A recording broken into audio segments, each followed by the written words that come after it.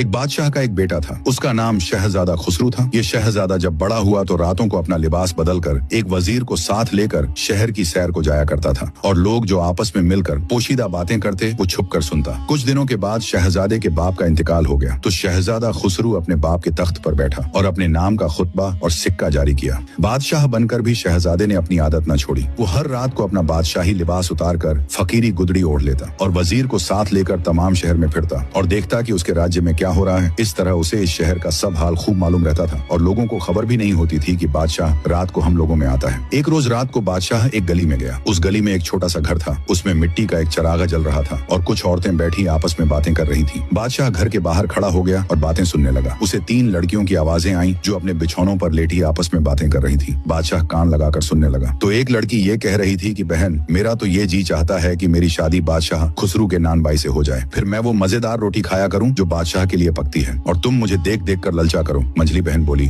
कि मेरा तो यूं जी चाहता है कि मेरी शादी बादशाह के बावर्ची से हो जाए, फिर तो मैं वो उम्दा उम्दा खाने खाया करूं जो रोटी से भी ज्यादा मजेदार हूं और तुम देख देख कर तरसा करो। छोटी बहन सबसे ज्यादा खूबसूरत और अक्लमंद थी। वो बोली कि तुम लोग बहुत नदीदी हो, खाने के लिए बादशाह के नौकरों से शादी करना चाहती हो। अगर मेरा बस चले तो मैं अपनी शादी बादशाह खुसरू से करूं कि मलिका बन जाऊं, खुद भी अच्छी तरह रहूं और औरों को भी आराम पहुंचाऊं। बादशाह इन तीनों बहनों की बातें सुनकर खुश हुआ। वजीर साथ था। उससे कहा कि तुम इस घर को अच्छी तरह से पहचान लो। सुबह को मैं तुम्हें भेजूंगा कि इन तीनों लड़कियों को मेरे हुजूर में हाजिर करो। वजीर एक ने इस घर को खूब अच्छी तरह से देखकर पता याद कर लिया। फिर बादशाह और वजीर दोनों यूं ही चक्कर लगाते और बातें सुनते अपने अपने घर को चले गए।